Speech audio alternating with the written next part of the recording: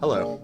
Hello. I'm Alex. And I'm Val. We're going to talk about Sopranos. Mm-hmm. And this is a great episode. What do we do here on this podcast? You know what we should do? We should just like pre-record the intro that says we're going to talk about Sopranos and this is a great episode because it's a very consistent feeling that I have. Yeah. They're all pretty great Or episodes. what do I usually say? Like, how do we want to talk about this? Yeah. Or something. We'll get there. Yeah. Well, we should pre-record that They're all on great this episodes. podcast. Yeah. We watch an episode and then we straight away go and talk about it. Mm-hmm. So we're not really like other podcasts. Wow. Totally different. I mean, It's a totally different Sopranos experience. I didn't research who Ozzy and Harriet were last week. That was That's right. clearly the key to the episode. There's surprises all over the place. You never know what's going to happen. And there were a lot of name drops in this episode. I didn't look any of them up. Yeah, I couldn't reference anything about Lou Costello because I didn't look it up. But we still have lots of ideas. Yeah, so we'll talk about season 2, episode 6. Mm-hmm. The Happy Wanderer. The Happy Wanderer. Yeah. We have Frank Renzulli coming back, writing it. John Patterson. I think it's his third Sopranos episode. I mean, there's no way you can prove that right now. Meadowlands and I Dreamed of Jeannie Cusimano. Oh. Yeah, there you go. Did you look back at your notes? I don't know. We're, getting pretty deep into Sopranos world. Cool. Well, this is an interesting episode. Is there a place where you want to start to go back to our pre-roll? No, but I can see that in both of our notes that we both wrote Vito. with an exclamation point. Yeah. That's definitely the most important place to start, is that Vito, a character, if you haven't seen the show before, who comes back later on in the show as a main character in the ensemble, and also has already appeared as Man in Bakery in the first season. Whoa. Right. I wonder if he's even Vito here. Well, it wouldn't really make any sense if he wasn't. I guess so. He's just a man who walks into the bakery. He's Right. when Christopher shoots the guy behind the counter in the foot, and the guy walks in and he tells him to leave. That's actually a character who comes back. That's just a continuity flaw. But now he's back as Man at Poker Game. So maybe you're right. Maybe he's a third character. Crazy. I think that's all I actually had to say about this episode. Right. That was good. Well, I kind of wanted to talk about, there's a few things, but I feel like this element of chance kind of plays through the whole episode. Or like luck. Luck and chance. And I think it kind of takes it from the very beginning of the episode to the very end. Okay. So, Like getting into Brown. getting to Brown. So the first scene we have is that meeting, the Brown meeting, and they're talking about, they say, get all your extracurricular and academic ducks in a row. Leave nothing to chance. So already, even in that or in that short phrase, there's actually a lot of Sopranos kind of symbols going on. So first of all, the ducks. Relating to a lot of things that we've talked about, but in the first episode, Tony kind of coming to the realization that it's about his family leaving. So obviously there's an aspect of Meadow leaving the house. And I think there's something here that's interesting about seeing who Meadow is as a character as she develops, who she could be as a person after leaving the house. There's a scene actually where Tony's talking to her, and he says, this is near the end of the episode, everything this family has comes from the work I do. And she's looking just kind of sad and miserable on the dead as she's kind of accepting it. And Tony says, you could take the high moral ground and go sleep in a bus shelter. But the fact is that... Actually, it was take that high moral ground and go sleep at the fucking bus station. I'm sorry. Yeah. Well, okay. I wrote that I'm one glad down. you wrote it down. Good teamwork. Anyway, regardless, I think it's important to think about Meadow doesn't have that luxury of having any say in the life that she lives or the environment that she's put in. So clearly Tony's in the wrong here to say that she can take the high moral ground because she's a child who's been brought into this family and is forced to live in this existence. So the question is when she leaves the family, who will she be? Which of these values will she take? Will she reject them? Will she move out of the obvious toxic nature of being a soprano? Do you ever really leave your family, though? Like, when Meadow leaves, is she going to be like Barb? That's the question. That remains to be seen and maybe will unfold throughout the entire series, but probably not. No, you're always kind of drawn back in. Yeah. Just when they pull you out. Or just when... Trying to think of the Silvio Godfather quote. when I thought I was out. Yeah. They pull me back in. But it's interesting, this aspect of leaving nothing to chance. And obviously there's these games of chance that are this like pivotal part of this episode.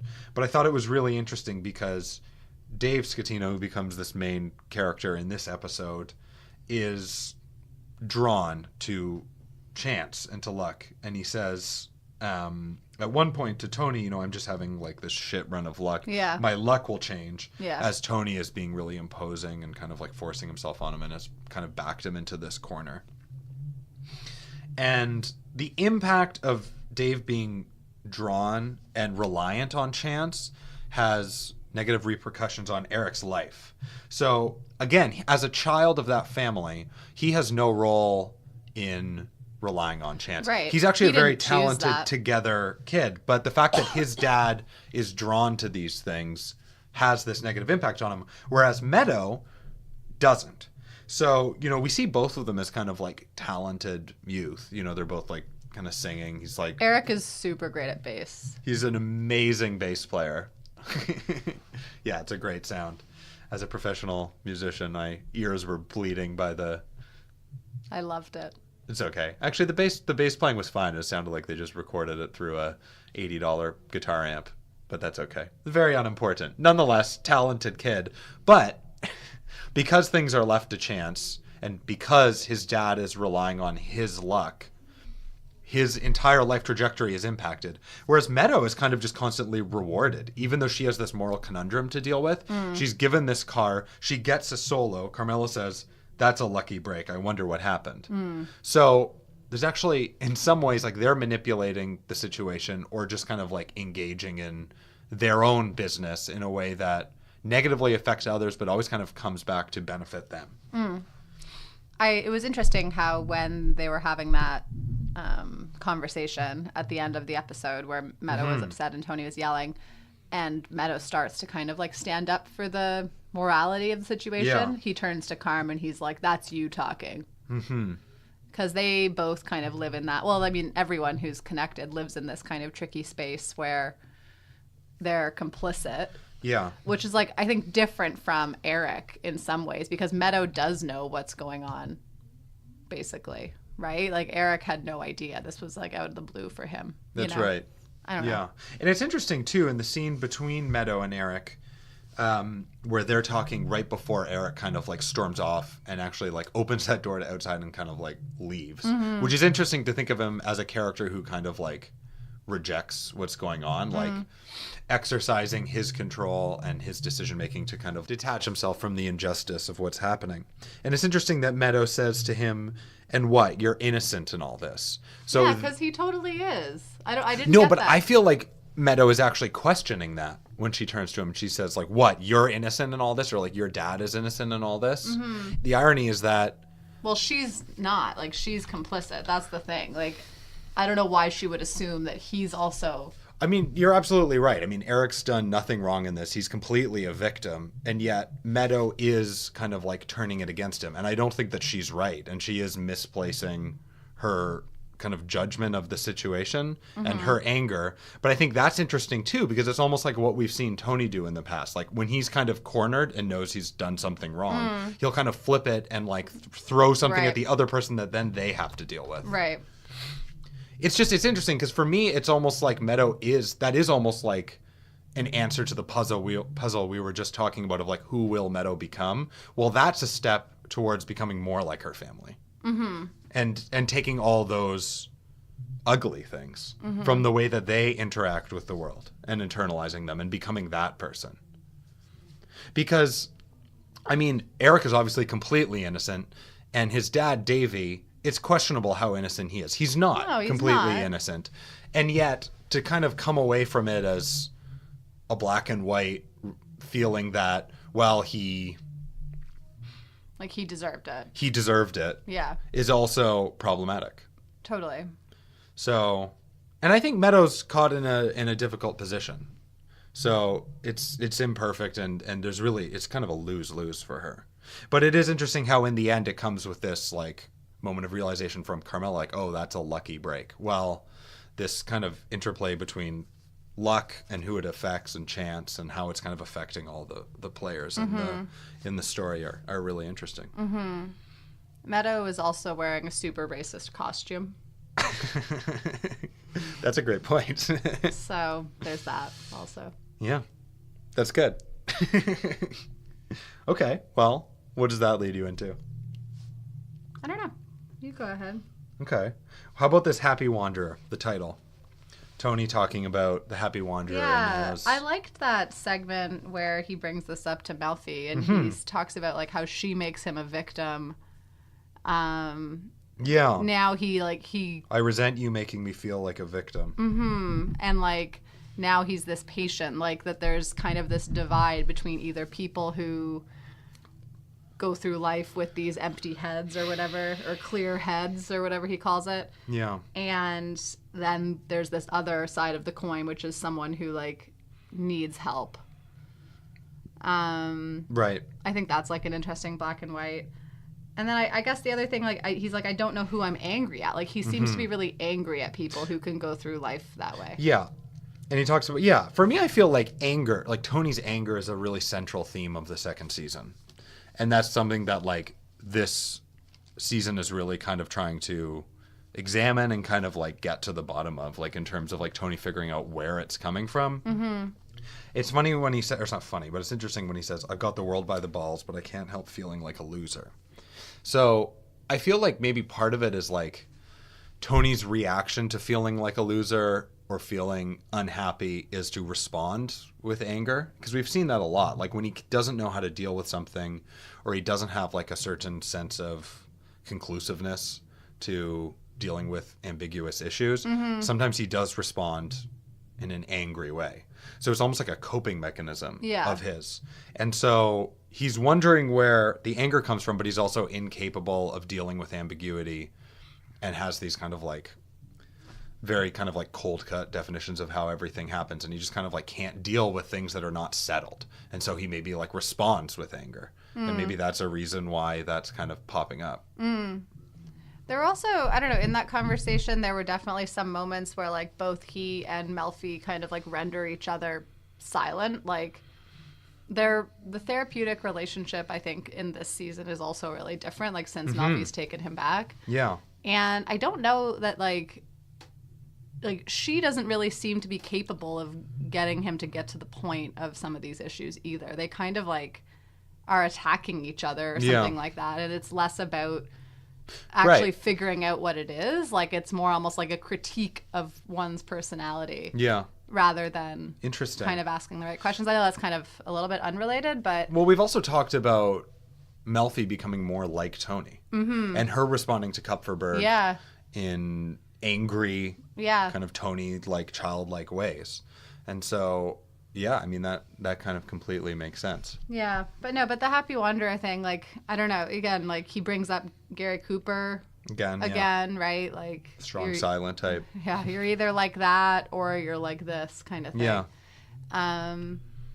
So I don't know. Like I don't know like how he would classify, you know, even like someone like Davy in this situation, right? That's right. Like who does he consider to be these happy wanderers?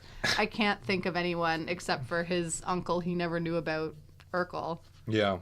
You know, like, is that... But then Melfi uses that as a classification of, like, why Tony could now feel good about needing help, right? Like, so, I don't know. It's hard for me to kind of understand what it is that, like, bothers Tony so much about that. Yeah.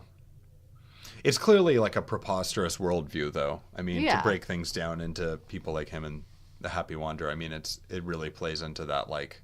he needs closure and has this like black and white view to describe how everything's happening. And it's pretty nonsensical, really. I mean, even when you try to break it down, like, what is he even getting at? Like, who is a happy wanderer to him? Yeah. You know, because clearly everybody has their issues and it impacts different people differently. Yeah. And if anything, the issues that we're seeing impact him in the most kind of beneficial manner. Yeah, I don't know. Yeah. Well, I guess, you know, one person that was referenced as the Happy Wanderer was his uncle, or uncle-in-law. So what is it? Tom. His brother-in-law's father. Brother-in-law's father. Very good. Well, I think it's interesting. First of all, actually, when he brings that up in the therapy, we hear about how he died from being pulled by blown off by a gust of wind, which is interesting considering all the associations between wind and death that we've seen and talked about in previous episodes. So, I mean, again, they're just like further strengthening their language and their symbology to have wind, which we constantly see in terms of like rustling trees, rustling branches before often like major climactic violent events, and then they have this character who's actually like blown off. So yeah, it was interesting because I guess he talked about him as a happy wanderer. Right. I feel like Melfi's the one who kind of classified him as a happy wanderer, though. I don't know. I didn't get a good sense of what Tony saw it as. It's, for me, part of it is maybe like the nonsensical nature of it is kind of the point too. Like Tony kind of trying to come to grips with his issues. Like there's so many obvious things facing him and us as the audience right in the face. Like he's ruining people's lives. He's engaging in violence. He's dealing in this insanely stressful, crazy atmosphere. And yet when he tries to deduce where his anger and his unsettled feelings are coming from, he feels that it's coming from this kind of like nonsensical interpretation of being upset by happy wanderers around him. So I feel like there's like just like a lack of self-reflection in terms of the life he lives and the actions that he takes. Right. Yeah. Well, I thought there was also maybe there was a lot of kind of like introductions of the idea of masculinity. And I think it plays into the anger. Like I feel like a lot of these characters are looking to fulfill this kind of like image of being a man. And I thought that there were some things that came up. Like I thought that with Davy, part of what he's chasing is like a sense of belonging. Maybe like escaping the regularness of his life, of working at this, sporting store. Right. And trying to like kind of like fit in with this crowd of, very kind of like archetypal dominant male. Well, and he used to be, like, we get that one line where Tony's like, I'm not the little kid on the bus anymore or whatever. Like, he probably like, used to be in school some kind of bully or something, like some kind of more powerful or whatever guy, right? But now he's kind of a loser. Yeah. Totally. Yeah, definitely. And I thought that, like, maybe and then Davy's kind of talking about the, like, don't make me show them your prom photo or whatever. Right. And then when he goes in too and he's playing, like, I feel like what he's chasing is maybe what a lot of these characters are chasing, which is like a feeling of power and control over others. So like there's a scene even like when he's playing poker, and it's just like a classic but also interesting kind of like reflection of a power dynamic, where like the others are checking. It's the dick doctor and Silvio, and then Davy comes and he kind of like he pushes in, and then the others are kind of following, but there's like an aspect of kind of like respect that he's getting, or excitement, and also like control over these people who are clearly like largely in a position to be in control over him. And as he finds, like towards Richie, later to Tony, he's kind of at the whims of other people, but he's kind of, for a moment at least, has some power over the others. We had some other kind of like references. He talks about his jock straps that he's selling. You had like Artie talking about Charmaine will have my balls on the menu at the like low stakes poker game where our friend Vito, or mystery poker player number 5, is playing.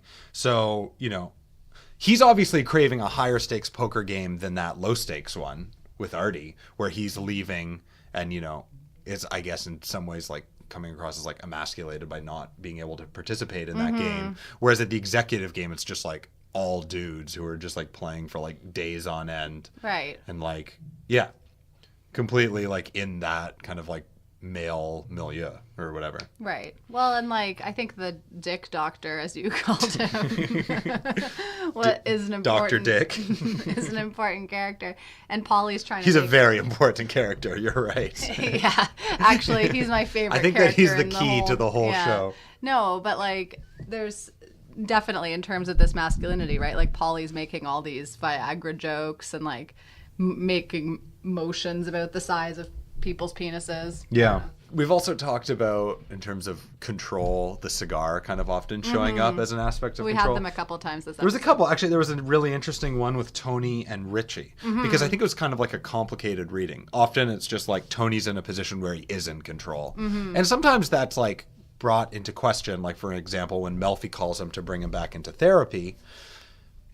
And then he kind of takes the cigar out of his mouth, and he's clearly like lost control over where he is. But that's an interesting scene, actually, to compare to the one with Richie, because at that point he's comfortable when Furio's like wreaking violence and havoc on the brothel. Here, he's actually like very confused and in a complicated situation at the funeral, where his mom's there. He doesn't know how to deal with it. He wants to leave. There's all these things that he's managing. Janice has now interjected this kind of like weird family dynamic, but when he goes to talk to Richie, even though he's kind of out of control at this point and things are kind of getting away from him, he's still dealing with things in the way that he knows the most comfortable. He knows most comfortably. So, now he's saying, I get the $45,000 first, you're next. He's responding to Richie's disrespect of the executive game. Yeah. And so clearly there's issues, and this is a troubling, kind of difficult situation between those two characters, and yet at the same time Tony is more in control because he knows how to deal with disrespect, the mob, money, than he knows how to deal with all this other stuff. Yeah. Just as an aside too, like, well, maybe we can come to it later, but I love how excited the guys are about having this executive game. It's kind of cute. Yeah. Like it's supposed to be this like big thing, right? They've been like dreaming of this since they were boys or whatever, peeking into the room. Yeah. When Junior and Johnny used to run it, right? So it is this kind of like rite of passage almost, or like, and you can see it with Matt Bevilacqua and his friend whose name I never remember. It's hard to remember that one because he really doesn't get his name said very much. Yeah, but Bevilacqua we can remember. Yeah. So we kind of see it with them, right? Like they're emulating these bigger men. I feel like everybody is. Like that's kind of what's happening, is that everybody is kind of chasing this idea of masculinity. And at the end of the day, like the most kind of archetypal masculine characters engage in the most toxic forms of it. And it has this like horrible impact on everybody around them. And even them, they're chasing an ideal of what it means to be a man. Totally. And maybe are like put off or scared of somebody showing like their prom picture because that would kind of like reject the image that they had built. Although I love that both Tony and Richie at the end at Meadow's cabaret or whatever it is are there with flowers. Right. And they're both like holding these bouquets of flowers and Tony's like really sniffing his. Right. So I don't know. Like again, it's complicated. I mean, I thought it was interesting too, like how far Tony talks Davey out of joining the executive game, and in some ways, like that kind of complicates his image, because he is this toxic character, but he actually goes pretty far to get Davey not to participate in it because he knows how it would damage him. Yeah, I was thinking about that because he references it later in the series where he says that he was manipulating him into joining, but I feel like everything we see in that interaction of getting Davey to go to the executive game, he really is trying to get him out of it. It's only when he shows up and then Tony still kind of talks him out of it, and then he basically like doesn't force his way in, but he's just like not really taking no for an answer. Yeah, but at the same time, like Tony's smart enough to kind of know that Davey is trying to like escape from this fucking regularness of life or whatever, right? Like, so he talks about like, oh, these are big guys or whatever. Oh, you need at least this much. Like, I don't know. Like, is Tony that sociopathic? Maybe that's an impressive level of being a sociopath. Well, I don't know. I wouldn't put that's it actually beyond a rare aspect. It's kind of like with Artie, you know? Yeah. For me, it was like a rare time where I actually bought it, that he does value this kind of like, maybe it's a casual friendship, but this relationship that he has with Davey, and he is kind of looking out for him. Okay. I feel like the evidence that we have from this episode doesn't lead me to believe that he's manipulating him by praying. I mean, I think it would be so easy to just get him into play. I don't know what that would accomplish either. To like play off of all of his insecurities and like read him like a book with like maximum psychological awareness and get him to do it of his own volition. I mean, he was willing to do it at all points. But he doesn't like happy wanderers. He wants to punch them in the face. You know, that's what he said. That's true. And so, like, if, you know, Davy, like, we see them all at the college night, right? Like, and they're all, like, their kids are all going to college, and, you know, Artie's brought all these pastries, and maybe Tony did see him like that. He didn't know at that point about his gambling issue, or at least we don't know that he knew about his gambling issue because he was dealing with Richie. Yeah. So... I don't know. Maybe that is kind of like a way to, like, you know, we just want to get rid of all these happy wanderers or smash them in the face. Right. Well, unknown, a little bit ambiguous. Yeah. But I thought it was interesting, actually, in that very early scene of the Brown orientation or information meeting, when actually that very first line where they say, leave nothing to chance, and then Davy, like, at that moment almost like walks up and leaves. Yeah. And so there's some attention brought to him that link those two things. But it's funny, like, at that moment where Davy meets with Tony, Tony's wearing, like, all black. Like, and I don't think I can go an episode without talking about it. The bathroom had, like, a lighter tone on the top and a darker tone on the bottom. That's very funny. You're excellent sense of humor. Thanks. No, but I think there is something about, like, Tony representing this, like, kind of vice and this world that Davy is drawn towards and ultimately kind of, like, falls into. Like, seeing those two characters together, I don't know. For me, there was something, and I feel like at this point, and I was going to say we, but really I've talked a lot about the uses of whites and blacks. What about Polly and the Dick Doctor? We're both wearing the same color of blue. This is it. This is all I have. And I'm not even I'm just talking about blacks and whites. Oh, I'm talking about that color of blue they were both wearing. Okay. Well, I'm not even going to go there. I don't even think it meant anything. Maybe it did, though. I have a lot of faith in David Chase. But I do feel that, like, Davy is drawn to this, like, underworld. There's something that's bringing him out of the regularness of life. And Tony kind of represents the portal into it for him. And there's a juxtaposition between those two characters as people, too. They come from different worlds. And yet, do they come from different worlds? I mean, I guess like Davy's parents weren't in the mob, but like they clearly grew up together. They went to school together. But I feel like Tony is just from a completely different. Sorry, Tony is from a completely different place. The fact that he lives in this kind of like upper class, New Jersey suburban world, for me, is kind of forced. Like, he is the outsider in that community. And everything that he is and stands for and comes from is different. And he has just, like, a different worldview, a different set of expectations, and a different way of interacting with everything than these other people.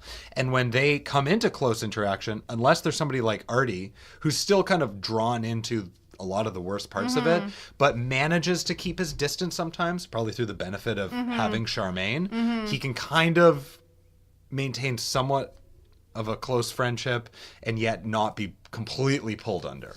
That's interesting. By the undertow. And yet these other characters, I feel like they're just completely obliterated when they come into contact with Tony. Yeah. In fact, even like, I feel like Davy coming home, seeing the car and saying no off-roading, getting rid of the car. You know, how many times did I have to tell you? Even that kind of aspect of like projecting the issue onto another is very Tony-like. By saying like, Eric, this is your fault. Or even like, you know, for me, and we were talking about this earlier in this episode, like Meadow saying like, what, and you're innocent in this like projection in instances where people really, it's not their fault. And actually the actions of Tony or the Sopranos are so linked to these horrible outcomes, but they can't realize it. Yeah. That's what I feel. Yeah. I feel like actually, that actually reminds me of something else too, is like the mob's just kind of like compulsive taking advantage of things. So Christopher too, when he's using scales, the scales and the matchbook. Actually, there was a few times where the Sopranos did some like really interesting just composition of the frame that has become kind of classic. They've had a lot of shots where you have like two people talking and then focus on something kind of in between them but behind in the background. Right. And you can kind of pick up what it is. So there's a few of them in this that I thought were really interesting. There was one at the funeral. Tony's in front. I believe it's with Carmela, AJ, and Meadow. And they're all kind of sitting in a way where there's like a gap in between them and you can see Livia so clearly. There's this like direct line. And actually the way that the frame is kind of composed, like your attention actually kind of is drawn to Tony, who's talking, but also to Livia at the same time. Like it's this constant kind of like imposing presence that's there. And another one is the matchbook scene where Chris is there and then he's talking to Matt and the other Matt's friends. And there's actually the same level of focus in between them. The framing kind of like creates the matchbook to be seen in between them. Right. So the same way that a lot of the time, like you'll see people talking and then maybe a person behind them. Right now you see that matchbook. And for me, it kind of represents something. Yeah. It's like, actually you see it, I think during that exact scene is where Chris is saying, this ain't no nickel and dime shit. And talking about the executive game, while you see this matchbook, I mean, what could be more nickel and dimey than that? Yeah. So anyway, I thought that was interesting in the way that they kind of can use just like an object to represent an idea of kind of what's happening. I love in that scene too, like he's not even the one paying for it. That's right. I know. At the end, I was thinking like, wow, that's really dedication. It's just, yeah, like for the sake of it almost. Well, and I think that's the point. I Yeah. mean, they're so committed to this lifestyle, and that's the only way that they know to exist, that it's just nonstop. Yeah. You know, for me, I love this episode. It's actually probably one of my favorites of the season. And I love it's like this standalone story for the most part. Like, I always kind of remember that story of Davey and the poker game. And I think maybe even like I saw this episode as a standalone before I even watched the series, like as a kid. Oh, interesting. And I remembered that story. And it's a testament to how this show could do short stories so well. Yeah. Because you could just see this episode and it really does kind of bring you from the beginning to the end and introduces new characters. And we see their full arc, or their full like descent. Yeah. Basically. Do we see Davies? We do see him more. Yeah. Yeah. Okay. But that's a new character. And this story is, I mean, in a lot of ways, it does get expanded on, but we get the full kind of scope of it.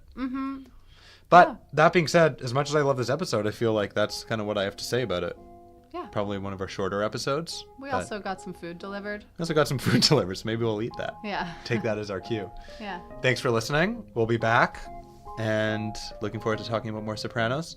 I can't remember, but I'm pretty sure it's a good episode. A full leather jacket, I think. Oh, excellent. No, it's D-Girl. Oh. How could you? Yeah. Okay. Well, 2 good episodes coming up then. That's right. If you like D-Girl, which I do.